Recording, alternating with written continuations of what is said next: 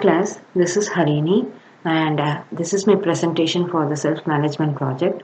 I'm going to talk about a behavior that has been a big issue for me in the recent days, which is overconsumption of coffee. So I'm going to talk about how I used a self-management technique to reduce the number of coffees that I have been drinking during the day.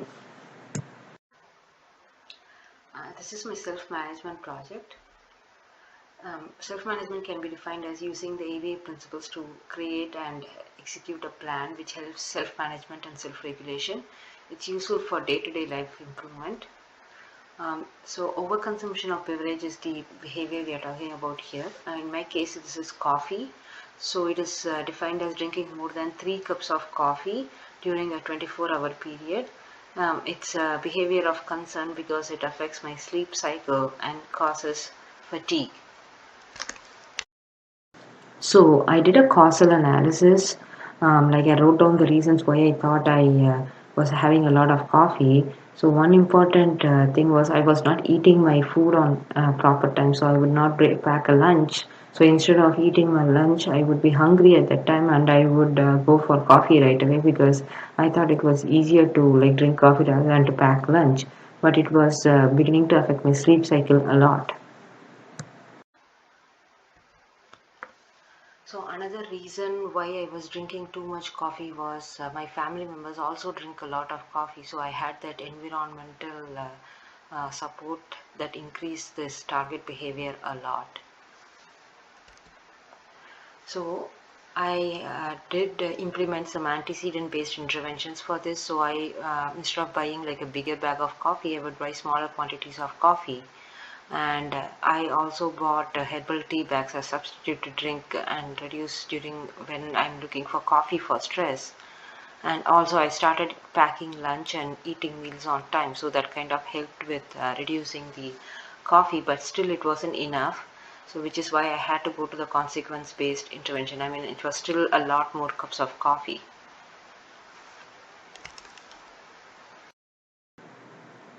So, for consequence-based intervention, I chose the DRL, which is differential reinforcement of lower levels of the behavior. This was applicable to my situation because I did not want to stop drinking coffee completely, but I just wanted to reduce the coffee consumption. So I chose this technique.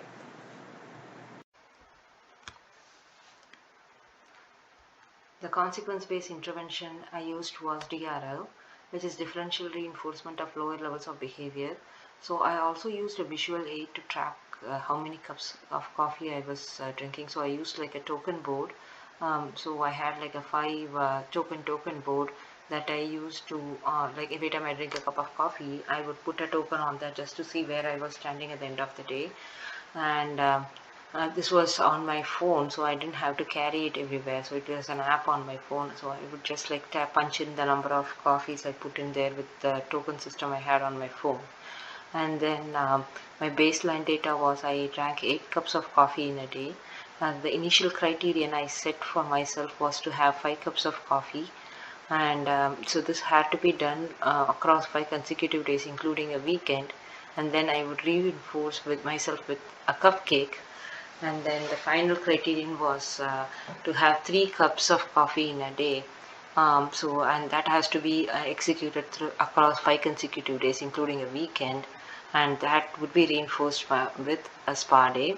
So the reason why I included weekend, because weekend is usually not very much scheduled or structured as it is for most of us. So I want to make sure I'm maintaining the behavior across the weekend. So for my references, I refer to this article by Austin and Bevan. So it talks about how they use the differential reinforcement of lower rates of behavior to reduce the children's calling out behavior in the classroom.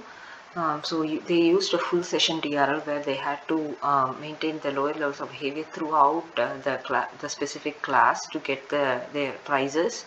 So it was a very effective technique in the classroom. It became like a good behavior game, and the teacher was able to focus more on teaching the lessons instead of attending to the children's attention-seeking behavior, because they were now more focused on getting those prizes and they were not calling out unnecessarily to the teacher.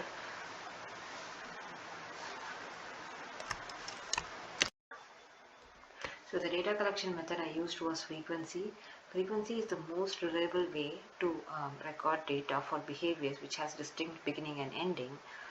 So if we look at it, I know like my coffee consumption behavior does have a beginning and ending. So like it begins with when I am opening my fridge to get some milk, and also it ends with me finishing my coffee and putting it in the sink. So it does have a distinct beginning and ending.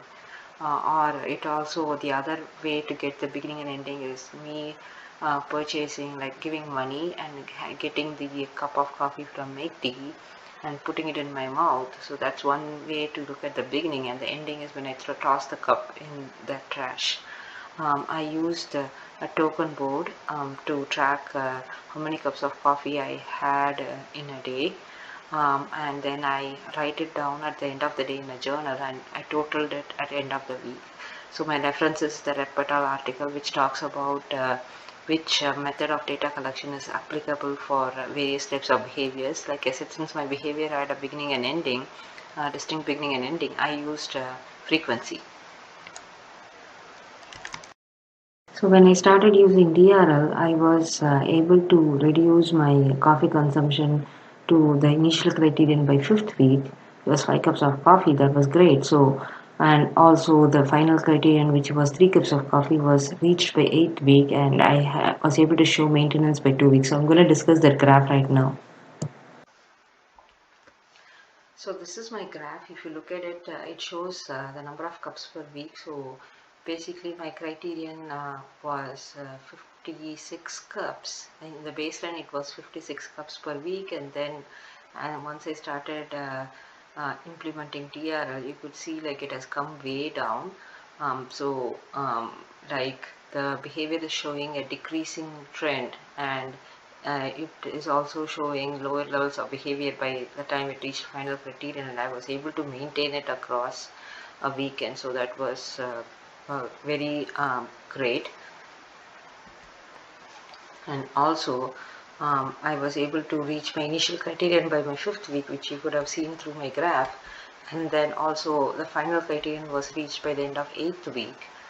But I still try to get it across 2 more weeks just to make sure the maintenance is there. And then as you can see, lower levels and declining trend, which shows the intervention is effective. So honestly, I'm so happy that I was able to use one of my college assignments to be able to reduce my coffee drinking behavior. Thank you all so much for listening to this video.